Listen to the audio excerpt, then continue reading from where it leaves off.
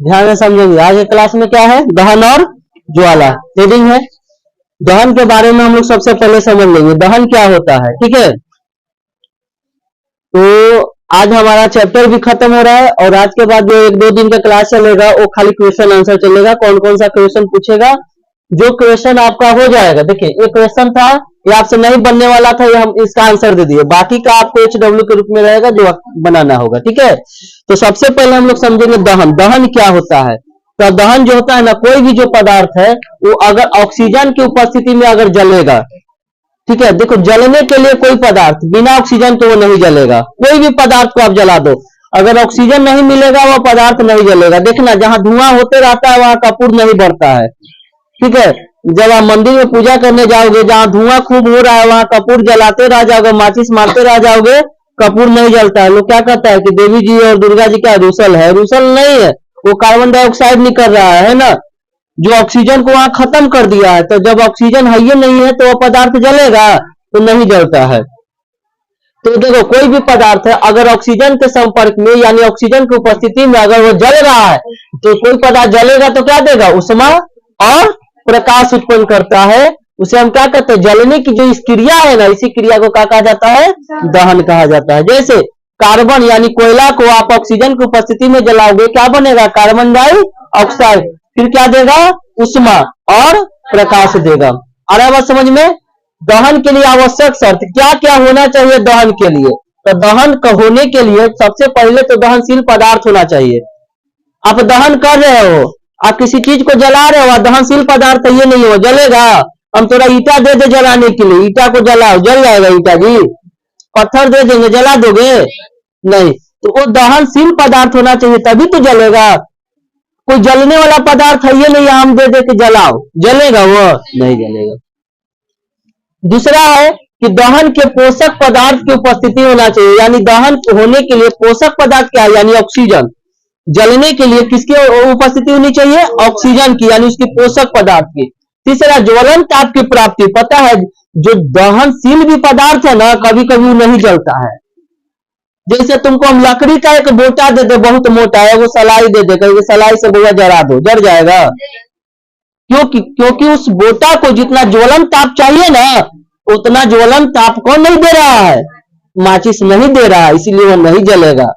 अगर वह माचिस को हम बोले कि एक दे दे कागज, कहीं वो जला दो, जल जाएगा कि नहीं जल जाएगा। तो माचिस से कागज जल जाएगा क्योंकि कागज को कम ज्वलन ताप चाहिए, जो उतना ज्वलन ताप दे देगा। जब तक कोई दहनशील पदार्थ को जितना ज्वलन ताप चाहिए अगर उतना ज्वलन ताप नहीं मिलेगा तब तक वह पदार्थ नहीं जलेगा। जैसे उसको उतना ज्वलन ताप मिल जाएगा वह पदार्थ क्या होगा, जल जाएगा। क्लियर हो गया। उसके बाद ज्वाला है, दहन और ज्वाला, ये दो टॉपिक का अंतर भी पूछता है, लिख देना, एक ये लिख देना डिफिनेशन, एक ये लिख देना, अंतर हो गया है ना, तो इसमें खास नहीं है।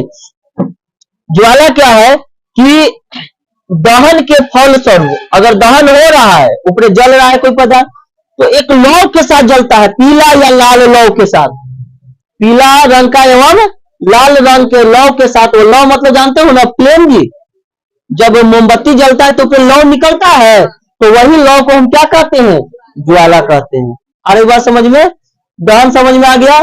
दहन के क्या क्या शर्त है वो भी हो गया। फिर उसके बाद ज्वाला एक आता है, लास्ट टॉपिक है द्रवीभूत पेट्रोलियम गैस। द्रवीभूत liquefied petroleum gas, liquefied petroleum gas, और लिक्विफाइड का LPG, यानी हम LPG कहते हैं जो गैस सिलेंडर में भरा जाता है हमारा, है ना। तो LPG क्या है बात समझिए। LPG जो गैस सिलेंडर में भरा जाता है ना, वो सिलेंडर के अंदर जो होता है ना, किसका किसका मिश्रण होता है बात समझेंगे। ब्यूटेन जिसका फार्मूला C4H10, प्रोपेन C3H8 और एथेन, ये तीनों का मिश्रण है। कौन कौन, ब्यूटेन, प्रोपेन, एथेन। सिलेंडर में क्या भरा जाता है, ब्यूटेन, प्रोपेन और एथेन। ब्यूटेन, प्रोपेन और एथेन तीनों का मिश्रण है।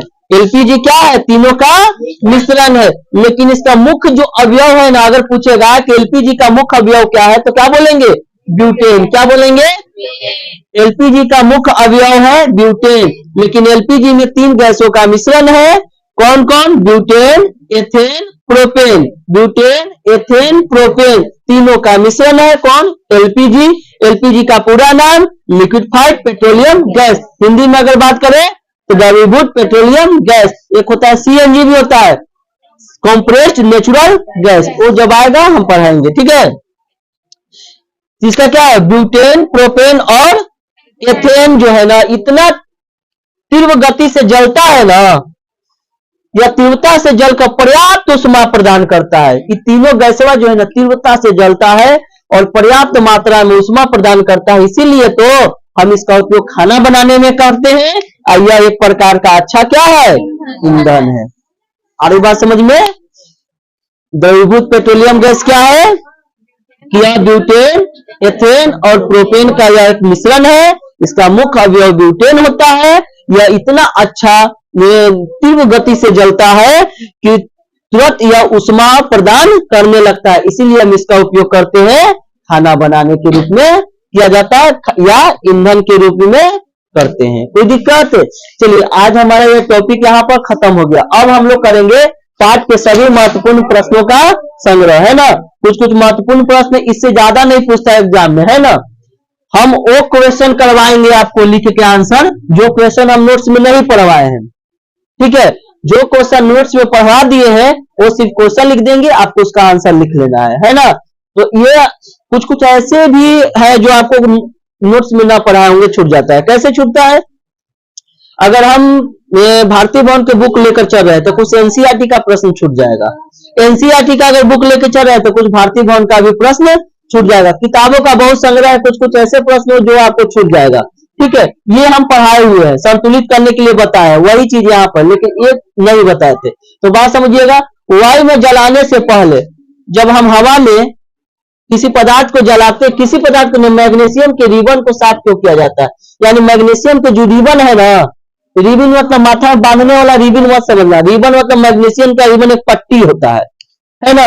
लोहा का रिबन कह दे तो लोहा का एक पट्टी, है ना। मैग्नीशियम का रिबन यानी मैग्नीशियम का एक पट्टी, इना कि मैग्नीशियम का रिबन नहीं होता। रिबन माथा में जुड़ा जो बनता है वो रिबन की बात यहाँ नहीं होता। रिबन जैसा एक पट्टी होता है, तो मैग्नीशियम की जो पट्टी है उसको जलाने से पहले साफ क्यों किया जाता है?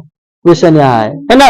यानी मैग्नीशियम के रिबन को हम जलाएंगे तो जलाने से पहले हम उसको साफ क्यों करते हैं? तो इसका आंसर है कि मैग्नीशियम की रिबन की सतह पर उपस्थित जो मैग्नीशियम का रिबन है ना, उसके सतह पर कौन सा ऑक्साइड बन जाता है?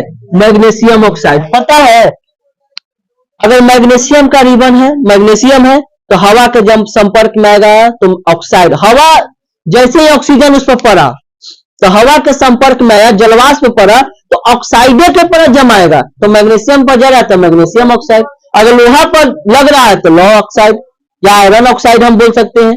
अगर बेरियम पर लग रहा है तो बेरियम ऑक्साइड के पर जम गया, है ना। तो जिस पदार्थ पर ऑक्सीजन लग रहा है उसकी परत सतह जमा देता है, यानी उसका ऑक्साइड जमा देता है। तो यहाँ पर किस पर लग रहा है? मैग्नीशियम पर ना, तो किसका सतह जमाएगा? मैग्नीशियम ऑक्साइड का। तो ये मैग्नीशियम ऑक्साइड की सतह को साफ करने के लिए दहन से पूर्व इसे साफ किया जाता है। यानी मैग्नीशियम ऑक्साइड का जो परत जम जाता है ना, उसको हटाने के लिए हम सरेस मारते हैं और फिर उसको जलाते हैं। कोई दिक्कत है? अब अगला क्वेश्चन है कि निम्नलिखित रासायनिक अभिक्रियाओं के लिए संतुलित समीकरण लिखें। आपका क्वेश्चन इतना देगा, ये नहीं देगा, ऊपर दे देगा। पहला हाइड्रोजन क्लोरीन संतुलित करना है जी, हाइड्रोजन और क्लोरीन, हाइड्रोजन क्लोराइड, सबका फॉर्मूला याद रहेगा तब ना होगा। हाइड्रोजन का H2, क्लोरीन का Cl2, अभिक्रिया करा हाइड्रोजन क्लोराइड यानी HCl, इसको बैलेंस कर लेना है, संतुलित हो जाएगा ना। चलो बेरियम क्लोराइड, बेरियम क्लोराइड का formula BaCl2, aluminium sulphate Al2SO4 का हल क्यों। बेरियम सल्फेट क्या होता है फॉर्मूला? BaSO4, एल्युमिनियम क्लोराइड क्या होता है फॉर्मूला? AlCl3, इसको बैलेंस कर लेना है।